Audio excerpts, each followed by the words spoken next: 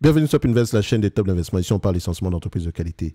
Tech2 Interactive, c'est une demande spéciale d'un abonné Top Premium. Je rappelle que le lien vers le service Top Premium est en description de la vidéo. Vous avez 25% de réduction ici jusqu'au 31 du mois de janvier 2025. Donc, stabilité, croissance des revenus sur cette compagnie. Ici, nous avons des revenus ici en... Voilà, on va dire que ce sont des revenus en croissance. Hein. C'est bien ça, bien sûr. Ce sont des revenus en croissance. On aime ça. Connaissez la question à poser derrière, au-delà des revenus. OK? Et si vous ne la connaissez, pour ceux qui la connaissent, laissez-moi savoir en commentaire. Ensuite, marge brute, stabilité ou croissance des marges brutes. On a des marges brutes de plus en plus élevées. On aime ça. Marge EBITDA, plutôt stable. Marge brute élevée, marge EBITDA stable. Surtout à un niveau aussi bas, il faut faire attention. Parce qu'on a du 9% en date d'aujourd'hui. Donc, on a vraiment une instabilité au niveau des marges EBITDA, ce qui sous-entend qu'en les dépenses opérationnelles avec très élevées. Et donc, au niveau des dépenses opérationnelles, il faut identifier quels sont les coûts variables et les coûts fixes. Et si on a des coûts variables plus élevés que les coûts fixes, histoire d'essayer de voir ici quel type de coûts variables ici. Est-ce que ce sont des coûts variables qu'on peut facilement couper? Par exemple, si c'est de la force de vente, etc. C'est quelque chose qu'on peut modifier, les trucs de marketing, voilà. D'accord? Donc, ça, je n'aime pas déjà. Ensuite, nombre d'actions augmente ou diminue. Le nombre d'actions augmente. Ça également, on n'aime pas. Net income, est-ce qu'ils vont dans le même sens que les free cash flow? On les compare ici. On constate que net income et free cash flow, je veux dire, c'est en dents de scie, tous les deux. On a des net income moins élevés que les free cash flow. On perd près de 3 milliards ici en net income, mais en réalité, c'est 559 millions en free cash flow. Mais quand on prend les deux ici, les net income et les free cash flow vont généralement dans le même sens. Mais si on me dit que c'est ici, et si on affirme cela, ça veut dire ici que les net income, ça veut dire que les marges ici sont très, très instables. Marge nette. Pour une entreprise en croissance, je peux comprendre. Mais pour une entreprise pareille qui a une croissance généralement par acquisition, il faut faire attention. OK? Il faut vraiment faire attention.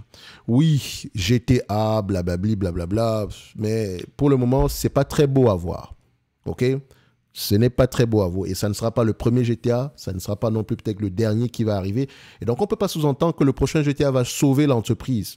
On dit sauver entre parenthèses. Hein. Mais je comprends le business model de cette compagnie. Elle a parfaitement raison de faire ce qu'elle fait ici. Mais est-ce que ça veut dire que ça sera un bon investissement ou bien une entreprise qui pourrait faire partie de nos watchlist? Surtout si on la compare ici à une entreprise comme Electronic Arts. D'accord? De toute façon, on en parlera tantôt tout à l'heure. Donc, pour cette compagnie, comment est-ce qu'on va faire pour l'évaluer? Si on prend TTWO, je rappelle que vous avez 25% de réduction ici sur Fastgraft également, en description de la vidéo. Donc, si on prend TTWO, nous avons à peu près une entreprise, le seul élément qui est stable ici, ou bien les seuls éléments qui sont stables, c'est à peu près, je pense que c'est à peu près le revenu. Le revenu ici, c'est l'un des éléments les plus stables sur cette compagnie. Mais si on prend le price to sales, ou bien le enterprise value to sell, il faut se dire ici que nous avons en face de nous, en prenant la moyenne du secteur d'activité, il faut se dire ici que c'est une entreprise... c'est une métrique qui peut être influencée par les marges. Parce que une entreprise qui a un price to sale de 1 avec des marges de 50%, ça ne sera pas la même chose qu'une entreprise qui a un price to sale de 1 avec des marges de 10%. Il faut faire attention, même si elles sont dans le même secteur d'activité. Je pense que celle qui a des marges de 50% aura jamais un price to sale plus élevé. Ça ne veut pas dire qu'elle est surévaluée, même si la moyenne du secteur d'activité est de 1. D'accord? Faites très attention. Donc, on continue.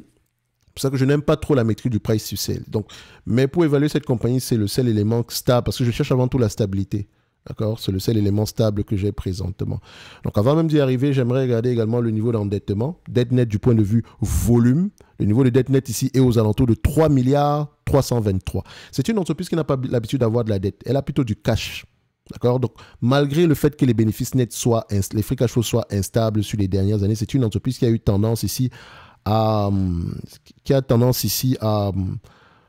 Enfin, quand on dit tendance, c'est une entreprise qui a tendance à avoir du cash plutôt que de la dette. Et donc, quand on regarde à peu près l'historique des free cash flow, si on les prend en cumulé, on voit ici qu'on a des free cash flow sur cette compagnie, mais ils ne sont pas très stables. Ils ont surtout explosé sur les dernières années. Comme vous pouvez le voir, l'ensemble de ce qu'on a gardé la majeure partie de ce cash-là en banque. C'est pour ça que la dette nette était de moins en moins élevée. Donc, si on se dit ici que parce que là, on est dans le domaine de la guesstimation. Hein. Moi, je ne sais pas si ça va fonctionner ou pas du tout, parce que ce n'est pas une entreprise qui m'intéresse dans tous les cas de figure. Donc, nous avons une entreprise ici en termes de marge nette, d'accord, en termes de free cash flow, margin, donc les marges de free cash flow. Sur les 10 dernières années, nous avons à peu près 15,46%. Sur les 10 dernières années. OK? Si on prend à peu près on peut même atteindre du 20% ici, à mon avis. OK? Une vingtaine de pourcents. Donc, si on va dans la guesstimation en date d'aujourd'hui, parce que si vous normalisez les résultats, dites que sur les dernières années ici, on a des marges nettes moins, des free cash flow négatifs il peut avoir une bonne raison derrière. OK? Surtout si ça nous coûte beaucoup d'argent pour développer ce jeu vidéo tant attendu. Moi, j'aime bien GTA, mais je préfère le San Andreas. C'est le seul. J'ai encore la pochette du San Andreas pour ma PS2, pour vous dire. Je l'ai encore. Je l'ai quelque part dans mes bagages. Je l'ai ramené jusqu'ici, jusqu'au Canada. Pourtant, c'est un jeu vidéo que j'ai depuis le Cameroun. Après, ça fait très longtemps que j'ai plus de PS2, mais j'ai tellement aimé ce jeu-là. Pour moi, c'est un très bon souvenir. C'est un peu comme un collector pour moi. D'accord? Et voilà, j'en ai déjà parlé plusieurs fois ici. Donc, je dirais pas que j'ai joué les autres GTA à part San Andreas. Je pense que j'avais joué Vice City avant San Andreas, mais après San Andreas, je n'ai plus jamais joué à aucun GTA. OK? Mais je comprends l'univers de GTA. Et donc, ce qu'on voit ici, c'est une entreprise qui pourrait rapporter 20% en moyenne. Ça, c'est possible. Guestimons un tout petit peu. Situons-nous à 20%. Actuellement, si l'entreprise pouvait rapporter du 20% en moyenne de manière stable, là, je suis dans le milieu de la guesstimation, 20% ici, par rapport au revenu, est-ce que c'est 1,1 milliard? Dans ce secteur d'activité, c'est 20 fois les bénéfices en moyenne. Parce que ça reste un business à marge élevée. La croissance également, elle est là.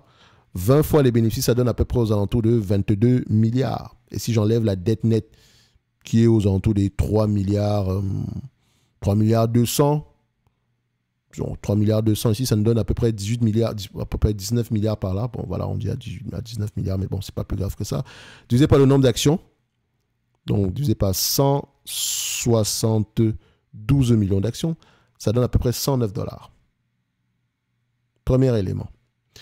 109 dollars en prenant en considération les marges de 20% qu'on n'a pas présentement, mais qu'on a déjà eu à avoir par le passé, au moins si on regarde à peu près free cash flow margin, on peut se dire ici, entre 2013 et 2020, à peu près. Donc, c'est possible qu'on revienne à peu près à cette moyenne-là. On a même parfois dépassé les 20%. Évidemment, il faut prendre en considération le revenu. Et donc, je vais un tout petit peu également guestimer en prenant en considération les 47 dollars. Enfin, maintenant, c'est le revenu par action. Ça reste à peu près la même chose. Je prends ici 47,50 dollars.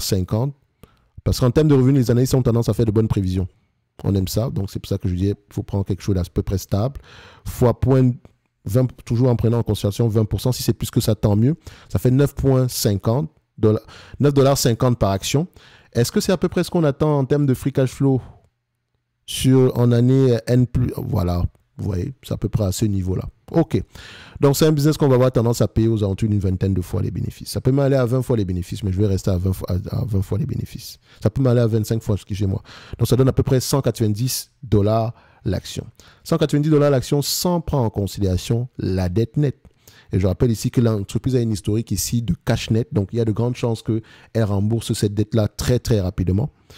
Et si on prend la dette nette en date d'aujourd'hui, au prix actuel, nous avons à peu près une dette nette aux alentours de 16,40 $ par action. Donc, on fait 190 moins 16,4. Ça donne à peu près 174 $ l'action. Donc, pour moi, je dirais que l'entreprise est, correctement évaluée en prenant en considération les prévisions actuelles. Maintenant, on peut avoir une bonne surprise avec si GTA est un jeu, si la sortie GTA est extraordinaire. Je n'en sais strictement rien du tout. On ne peut pas l'anticiper. On peut guestimer ici, mais voilà, je préfère encore m'appuyer sur des éléments qui ont déjà été, sur des éléments qu'elle a déjà eu à produire par le passé, tout en me disant que la probabilité que ça survienne à nouveau est élevée. Donc pour moi, cette entreprise est correctement évaluée. Mais maintenant, est-ce que c'est une entreprise qu'on aimerait avoir en portefeuille? Pour moi, pour le moment, non. Parce que si je la... C'est trop instable pour moi. C'est vraiment trop instable. Si je la compare à Electronic Arts, comme vous pouvez le voir ici, EA, c'est très, très stable. OK? Et comme je dis, Take-Two Interactive Pack est instable pour une bonne raison. Hein. Faites attention. Donc, encore une fois, ici, je suis en train de regarder les éléments quantitatifs uniquement. Donc, Free Cash Flow, Electronic Arts est plus stable au niveau des Free Cash Flow, du revenu, des marges. Donc, c'est une entreprise que je vais préférer à la place de Take-Two Interactive. Donc, pour Take-Two Interactive, on va se dire ici qu'on sera à peu près situé aux alentours des 174 $ l'action. Vu que j'ai décidé de ne pas la mettre dans ma watchlist, ça ne sert à rien qu'on en parle plus que ça. Ce n'est que mon avis et non un conseil d'investissement. Comme d'habitude, je me réserve le droit de me tromper. Comme je l'ai dit ici, je n'ai que fait de la guesstimation. Si vous choisissez d'y investir, soyez prudent. Ça pourrait être un très bon investissement, comme ça pourrait ne pas fonctionner du tout. Et il ne faut pas uniquement baser vos raisonnements sur le fait que GTA va sortir, ça peut booster l'action. Oui, le fait que la hype sur GTA est déjà ça se voit déjà au niveau du prix. Et comme je l'ai dit, GTA peut être une très bonne surprise, ça peut rapporter beaucoup d'argent, mais je n'en sais rien. D'accord? Je préfère rester sur mes lignes de côté et observer patiemment. Ceci n'est que mon point de vue et non un conseil d'investissement. Comme d'habitude, je me réserve pleinement le droit de me tromper. N'oubliez pas, jusqu'au 31 du mois de janvier 2025, vous avez 25% de réduction sur l'ensemble des services de Top Invest en description de cette vidéo-ci. Et on se donne rendez-vous sur les prochaines vidéos. Merci, un like, un commentaire, ça fait toujours plaisir.